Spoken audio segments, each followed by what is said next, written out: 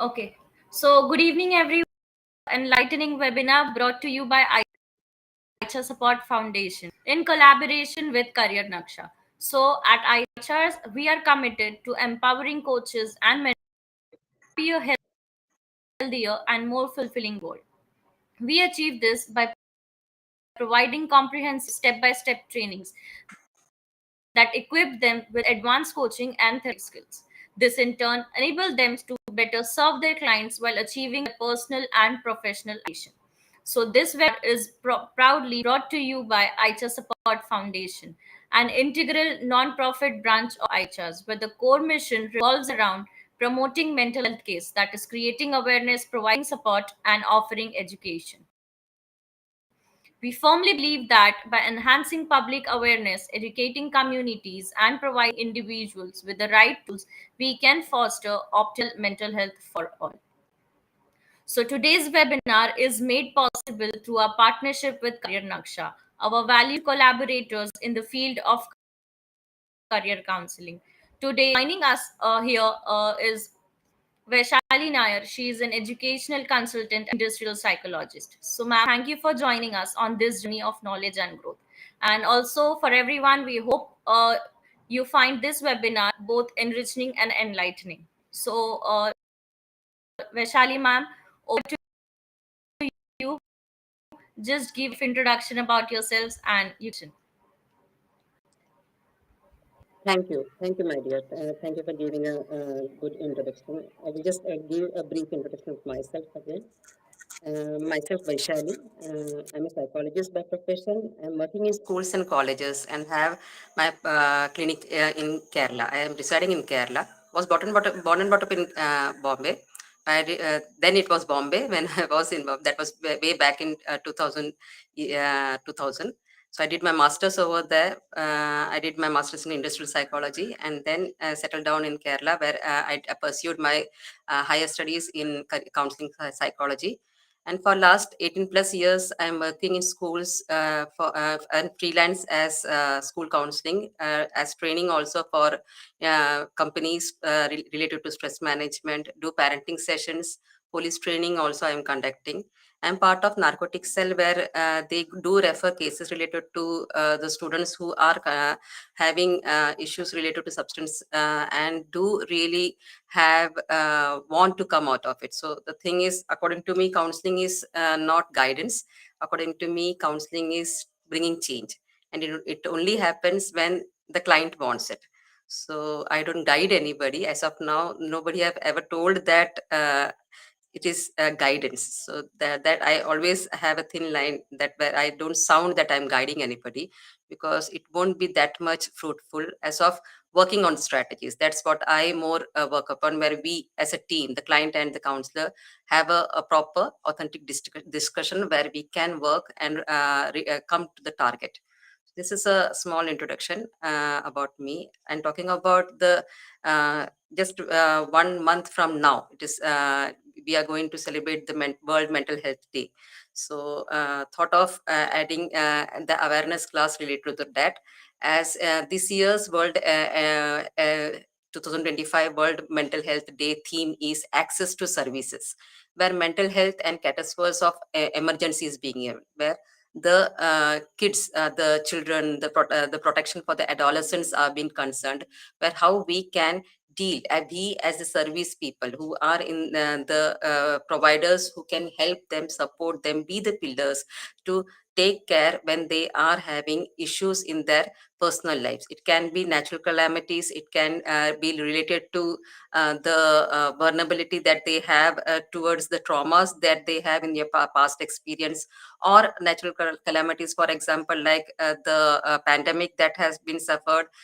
Because every time when we even now, even recent theories also, where I have seen that where students have given reasons that I was very good, my personality, my academics, everything was going in a better graph, but once the COVID happened, everything shattered. So the coping strategies where we need to understand that it may be a pause, but it should not be a full stop. So for that, how we as a counselors, how we as a person who can give them a support, can guide them. So it's a small introduction, a small awareness thing that I want to discuss with you all. So children and adolescents are highly vulnerable during a crisis due to their developing mind and limited coping skills that they have. In line with the 2000, as I said, 25, where Mental Health Day is being, the theme is being said that access to services. So the awareness, more the awareness that they should get, they should be reached, that the problems that they are going through, the services are there in the field where they can easily approach us. The accessibility has to be very free, very approachable. The clarity that how often they can come and open up, that should be there. Now how we can do that with the traumas, the physical, the past memories, the future worries. These things are the things that they are being stagnated. So what we as mature people, I would say the mature people, the safe adults, I call myself, and the others who give them, support them as mature and the safe adults, where they can come and without judging them, they can come and ask what the problems that they share. I'll just share an example that recently happened. A girl who finished her post graduation, she recently came and said that I want to kill my mother.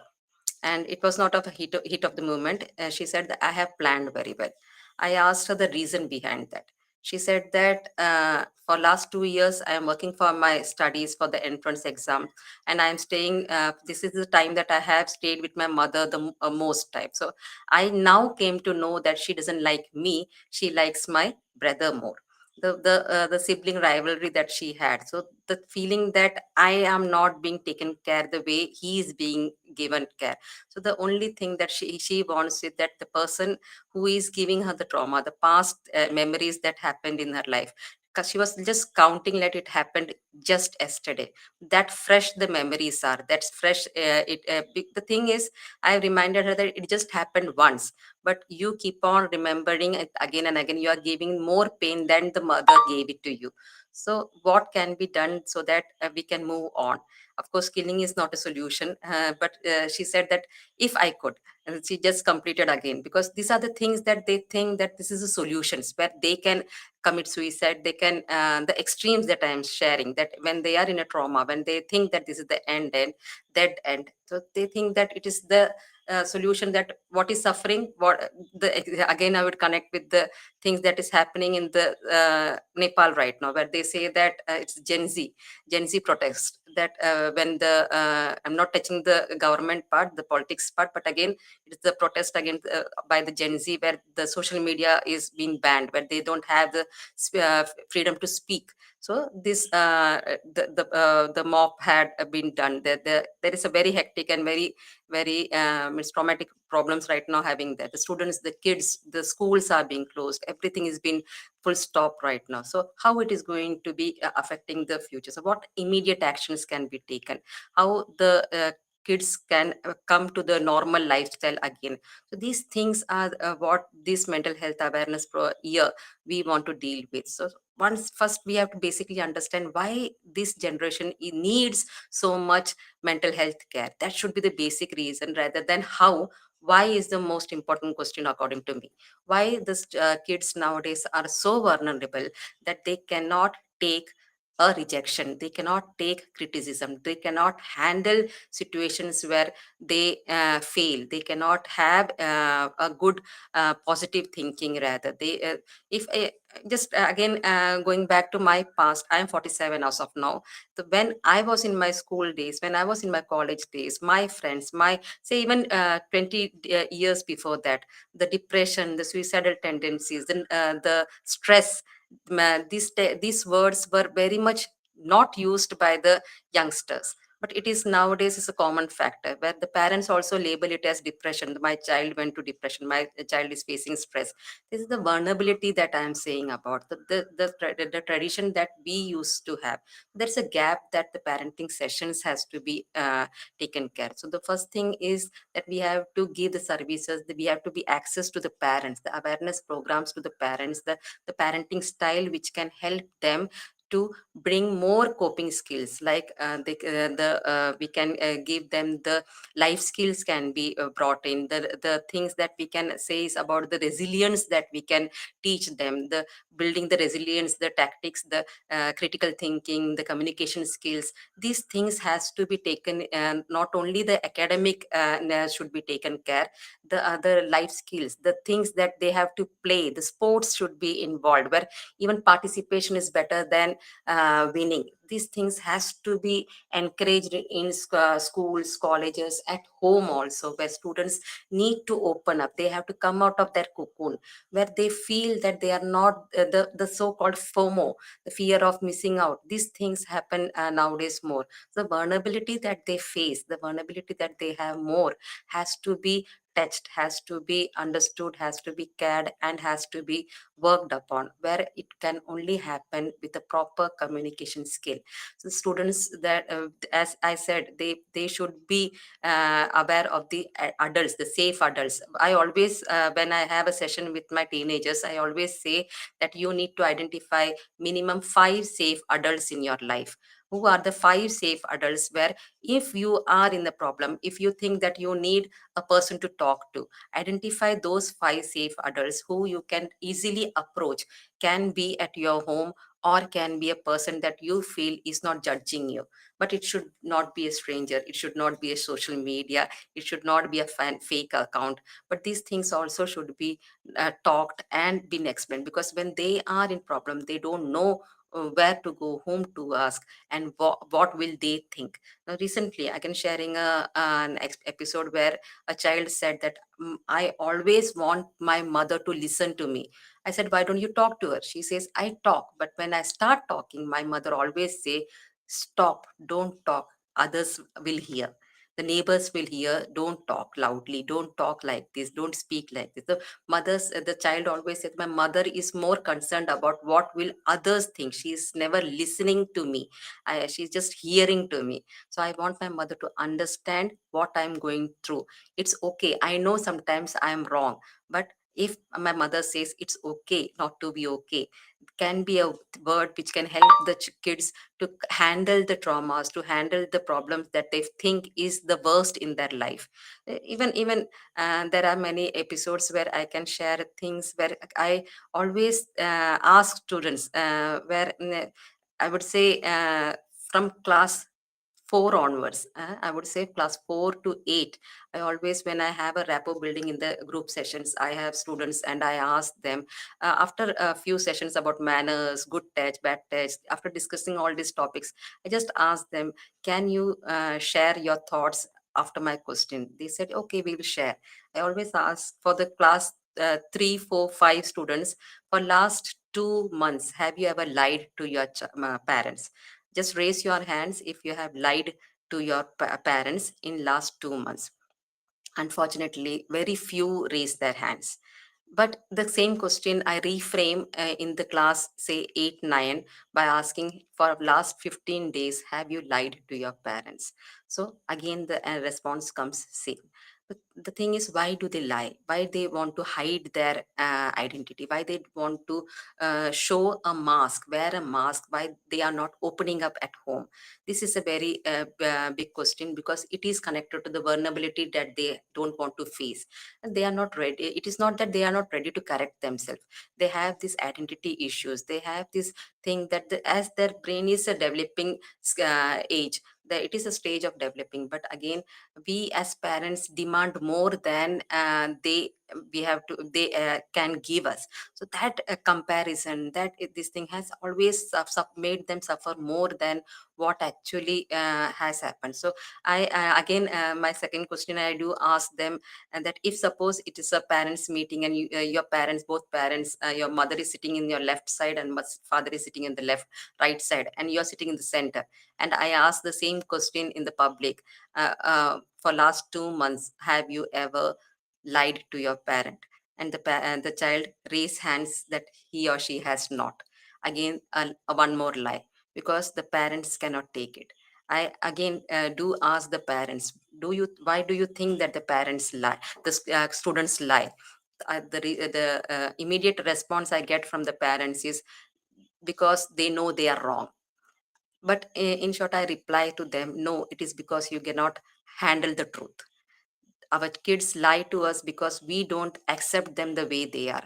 So one of the vulnerability can be the reason of the parentings also, where we are not giving them responsibility, rather freedom is given. Or we are becoming a permissive parent where we always are busy in our own world and they are not being given any rules or regulations in their life.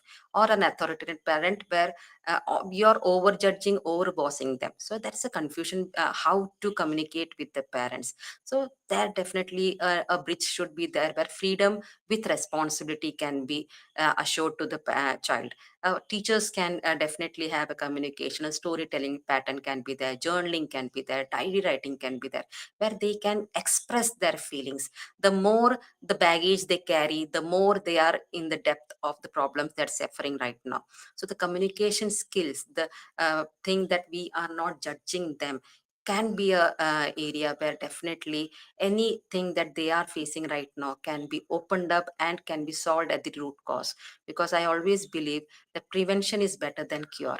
So more, rather than having a crisis and then handling the situation, it's always better that we prepare them, we make them understand that what is the what can be the things, and these are the solutions that you can take help. Say plan A, plan B can be discussed at home, and open communication, a quality time can be there. It is not only the part of the parents. I'm not saying that only parents have the duties to take care of the kids. It's we as the safe adults, as the mature people, where teacher, the it's the society at the whole, where I would say that we all have the role to take care of the students, this kid, because the suicidal tendency is increasing, the trauma is, the dropouts are being increasing, the aims are not clear. So definitely I would add the goal settings, the tests. There are so many scientific tools, authentic scientific tools in where one of which is psychometric test, where we can definitely give them a proper career, that this is not the end of the day,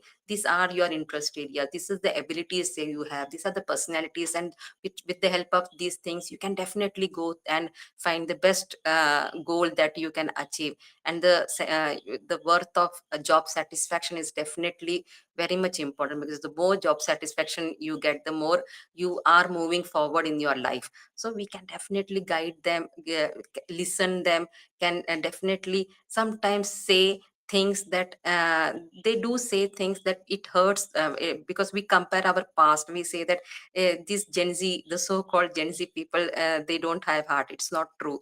They're definitely very much lovable, they definitely can be heard very nicely, they are the best people to be, the most creative people, they have very much ideas. But thing is, we have to give them stages, we have to give them opportunities, we have to show them that these things can be handled. So I would suggest that the participation, they have to be participation, they have to know what are the things around the social media. They are being locked or trapped in the social media, they feel the fantasy world, the fake world, I would say, rather the real world is they are living in this real world, the trends, the trolls, the reels. They think that these things really are the real things, that they want to survive, they want to be the best gamer, they want to always have this tendency of winning, but it is in the real world. So I will always say, the more the social media has happened, the more the impatience have grown. So because they are impatient, the trauma can affect them faster. The more they are patient, the more they can handle things, the more they are having the anger management techniques, they can be explained, the trauma techniques that we can say, the breathing techniques, the 5 4 3 2 1 techniques, where the mindfulness can be shared with them. These things can definitely help them out, where they can come out of the situation that they are right now. The sufferings can be there, we cannot stop the problems that can come in front of us, but we can definitely be stronger than the problem. That's what we want them to be, the resilient that we want them to be is, you are bigger than the problem, it's not the end of the day. Again, I would say a child, a class 7 student had just came and told me, I don't know what you will think about me, but can I ask you something? She just was hesitant to talk. I said, just feel free. I'm not judging you. Just feel free what you want to say. I want to know what you want to share with me. And thank you for selecting me. These were the words that definitely she came close to me. She held my hand and she said, I am afraid, she said. I said, okay, it's okay to be afraid. I said, there can be a reason. Are you physically safe? That was my first question. Yeah, I'm physically safe. Is there anybody who is threatening you? She said, no. And then I again asked, is it the academics that is bothering you? She said, no, it's fine. I know I am an average student. She has accepted that. And I further asked, okay, then what can be the reason? She said, that is the problem. I don't know why I am afraid. So thing is, again, the problem is the overthinking, the things that they think right as of now, that this is the most important problem, and I will be suffering because if I am afraid now, even tomorrow I'll be afraid, even day after tomorrow. So my whole life is going to be dead end. So the myth, the belief system of them is going low. So I just had a good rapport with her where I shared about the episodes where that she is not the only person who thinks like this. So a feeling, okay, why me, meant to try me, where she said that let us face small challenges. Then I would say, I again added that definitely it's a good news that you don't know what you're afraid of. So anything that comes in front of you, you can face it. But once you identify your success, your abilities, and the potential that you have, you can definitely overcome the fear. Maybe you might even forget that you were sometime afraid. But going back and searching what you are afraid of rather than what are the opportunities that you have, just this diversion is most important. What is more important, rather than sticking to the problem, than coming out of the problem, there we as helping hands can guide them, can give them examples, can the peer influence can be shared, but you are not the only person. Even we can as person can tell them that at your age when I was there, I had such problems where I did have the similar feeling, that they don't feel left out. So the more they want in their life is not a person to hear, but a person to listen. There might be many counselors, I'm very sure that during their sessions, the clients might have said after the session in the wind up that thank you for listening. This is what normally the kids want. They want a person to listen. So it can be started at home, at least, because we always say charity begins at home. So it can be started at home, where a listener should be there, a quality time should be there, a dinner time should be there, a meal time should be where you are spending. It is not a study time, it is not a bedtime, but again sharing your day, sharing how good it was, how bad it was, how better it can be tomorrow, the positives and the downs, the ups, everything has to be shared, so that the child feels approachable at home. The unconditional love is what the term I would refer, where the child always should feel safe and secure and not feel guilty that this is what I am thinking. Where I always say that the thoughts can be or might be wrong, but what matters is the action. So we definitely can give them opportunities, can give them suggestions where the career oriented future can be referred, where definitely this is not tomorrow. But if you stick on doing the same thing as a crybaby, definitely the tomorrow will be the same. And do you want that? They always say no. So again, so let's work on it, how we can overcome it. So we always should pressurize more upon how, why we should come walk out of it, rather than what is happening, why I'm suffering, why the how should be rather the journey towards the why. So that's where I always emphasize, and I want to share that the crisis can happen, and it will definitely happen, because we as human being do not have that much power to stop the natural calamities, to stop the crisis, the traumas that may happen in our life. But most importantly, I believe we as people, when we build in the resilience, when we train our kids to come up with their patience, their self-confidence, their self-discipline, the time management that they respect, the career-oriented aim, that why they have to put effort now, so the benefits they can feed it, say, after few years. So that things we have to make them more aware, but definitely the change may happen. So as I said, let the child be their age. Let them scream, let them yell, let them cry, let them uh, be pampered. As the child, we should not tell them don't behave like a child, because normally I had an example which actually happened in where a mother sent me a video of a child who was age of 2, and she was standing on the kitchen platform, and mother said that look at my child, she's not normal.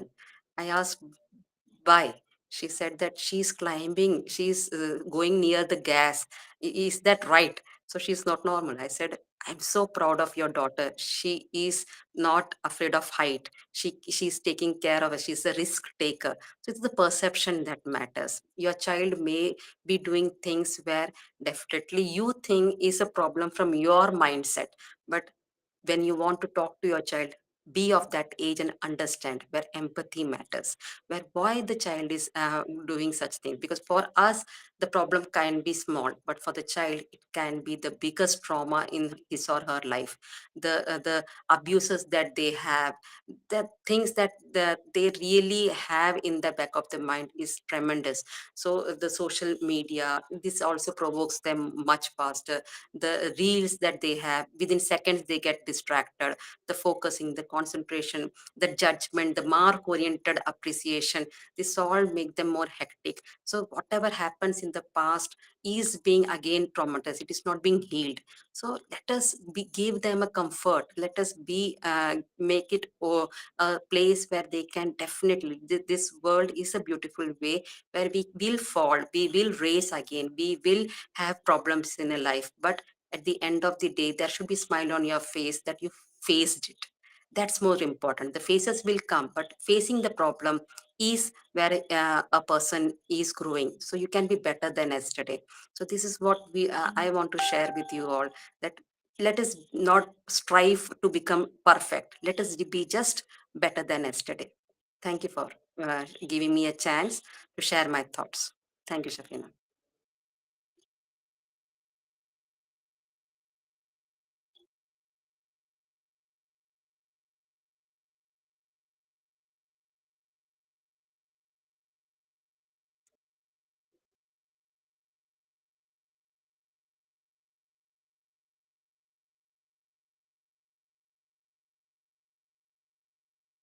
You are not audible.